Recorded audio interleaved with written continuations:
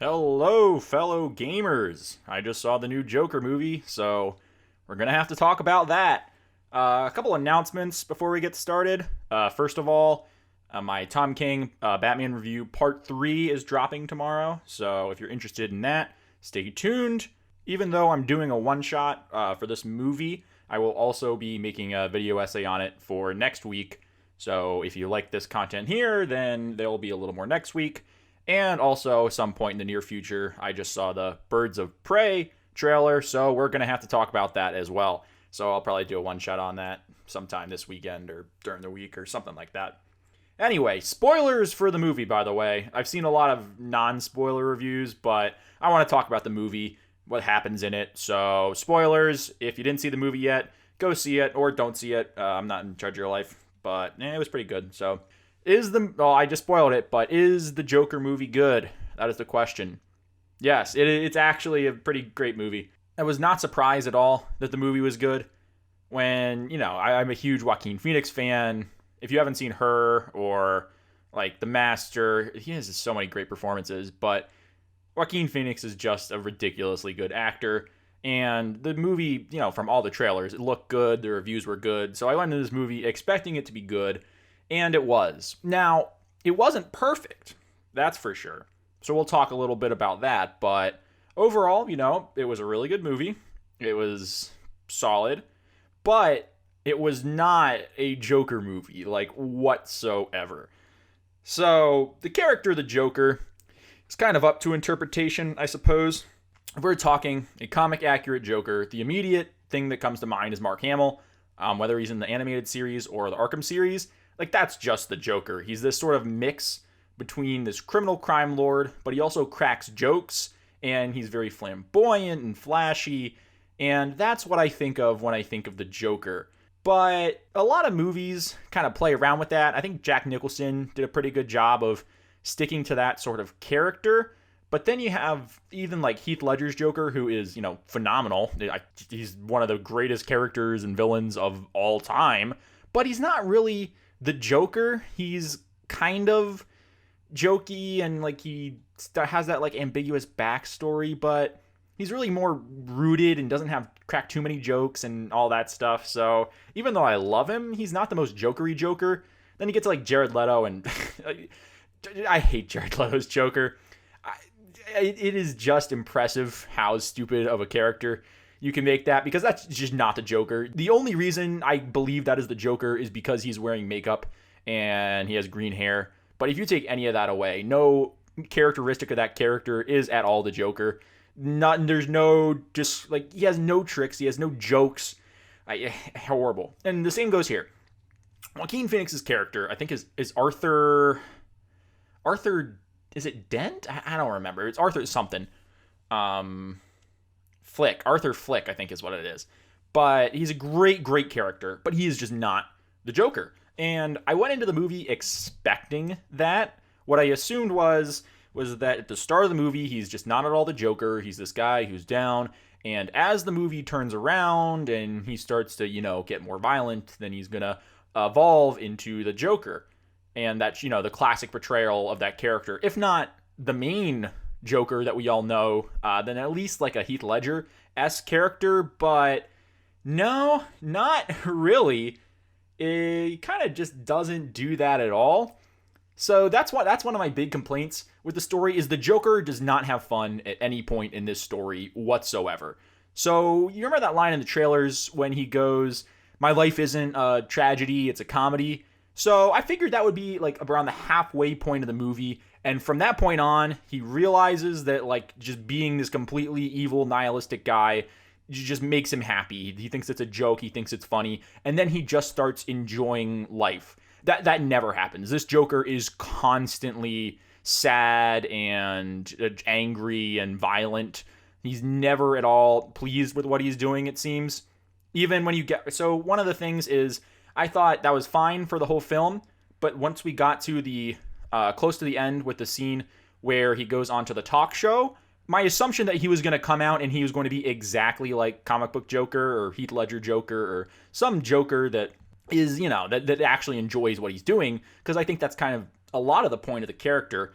but he does not do that. I thought this was going to be like the Dark Knight Returns sort of scene, and I really, really wanted there to be some jokery plan at the end. Like, I thought he put bombs somewhere in the city, and this was going to be this huge like reveal once he gets to the show, where he has this sort of, Joker-esque plan where he's doing stuff and where he's involving the city. But no, that never really happens. He's still really upset and really nervous, and I know that's exactly what they're going for, but it's not really the Joker at all, and that's fine. It's a fine way to change, the film. I just feel like we haven't seen a comic accurate Joker in, forever on the big screen.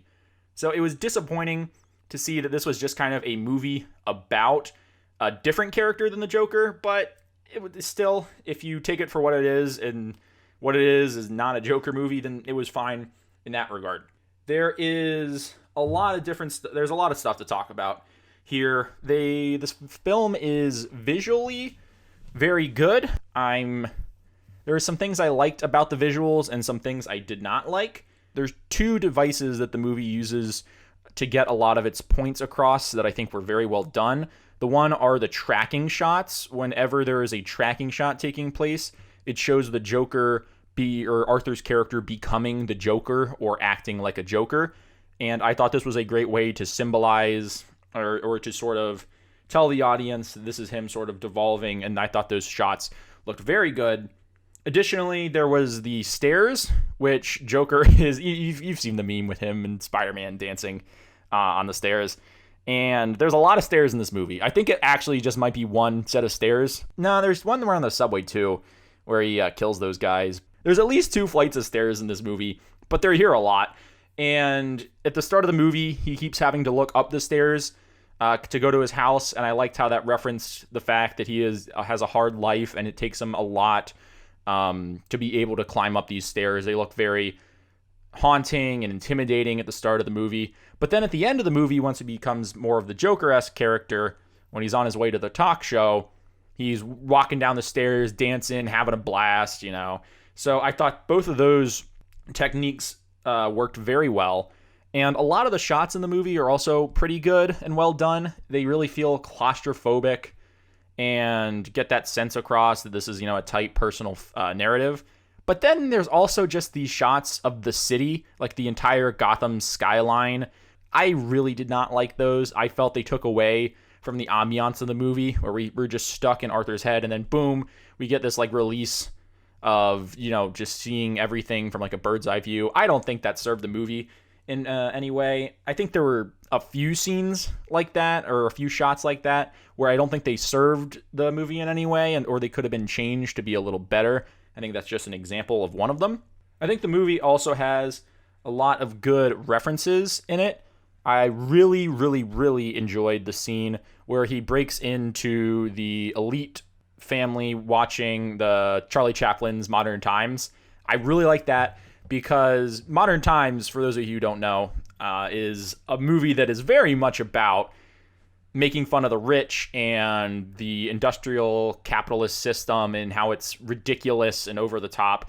But here in the movie, we have this group of rich people watching this and laughing at it, but not really understanding what it means. So I thought that was a really, really good callback. In fact, the last scene in the movie where Joker is in the mental asylum, and it turns out and all this might not have happened or did happen, I'm not really sure. But we see a scene of him running in the background and 2 guards sort of like chasing him in this almost like silent film, like Chaplin-esque way, where he's running and there's 2 characters, almost like Scooby-Doo, where they start chasing people down the hallways. It's very over the top and comedic, and I think calls back to those silent films, and I thought that was cool. They also, towards the end of the film, played Cream's White Room, which is a phenomenal song on its own, but I think really worked within the context of the movie here. In fact, a lot of the songs did. I thought both the songs that they brought into the movie and the score were phenomenal. I thought they really worked, unlike something like Suicide Squad, which is just, oh my god. Every single song, it sounds like an iPod playlist or something. It's horrible. It's just popular songs that are there because they want to sell tickets. There's no reason for it. But here, the songs that they are using, which are popular songs, there's like Frank Sinatra and Cream and all these different artists that people know, but they're used tastefully and they actually add something to the film, so that was good. Also, the Joker just says society in this movie. I don't know if you know the "We Live in a Society" memes, but Joker just actually says society in this movie, and I think that's hilarious.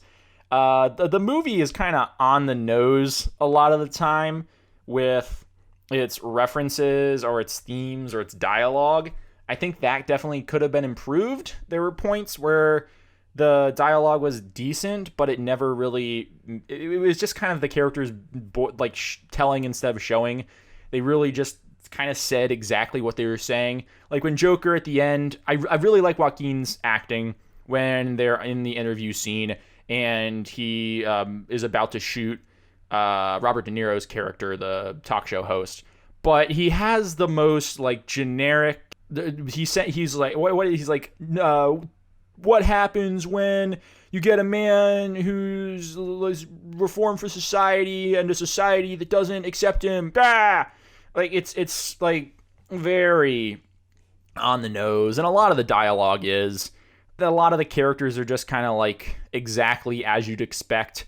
Thomas Wayne is just kind of this not that great rich guy, and they don't really change that in any way. Every character you see in the trailer, the way you think they're going to act is exactly how they're going to act, and there's no subtlety to it at all, which is somewhat disappointing because you have a film like Taxi Driver, which is basically the same movie as this one, and the characters in it are a lot more complex with different motives. Even Travis Bickle, I think, is a better protagonist than the Joker, and I think is more nuanced. But, I mean, still, it's a great movie, but I think they could have been, they were very, very just saying exactly what they needed to say in order to get the point across, and, that wasn't that great. There was a lot of callbacks to the comics in this movie. All right, well, that's not true. There was not a lot, but there was a lot about Bruce Wayne. There was the scene in the middle where Joker meets Bruce, and I thought that scene was fine. It was a decent scene on its own. I don't really know why they tied this into the Wayne murders at all, because at the end of the film, what they do is they have the Joker kills a guy on live television, and it causes all these riots. So there's just a whole bunch of clowns in the street running around, killing people, robbing stuff, just causing mayhem. And the Waynes are on their way out from the movie, and they go down the alleyway and they meet one of these Joker thugs, and he's the one who kills Bruce's parents. And this is obviously the origin to Bruce and the Batman, which is weird. I thought it was cool because it was a nice like tie-in and sort of different way to do it than normally done, but I don't know if it served the story in any way. I don't know. So I think that's all I have to say on the Joker right now. I just saw it a couple hours ago, so these are just my rough thoughts on it. It was definitely a really good movie. Joaquin Phoenix's acting is obviously very, very good, but it wasn't very Joker-y at all, to be honest. And there were a few things that I think you could change, but honestly, it was a really good film. Nobody in the movie is having fun, though, not even like the Joker at the end. So it's definitely one where you have to kind of you're not going to go in and just have an absolutely blast fun time.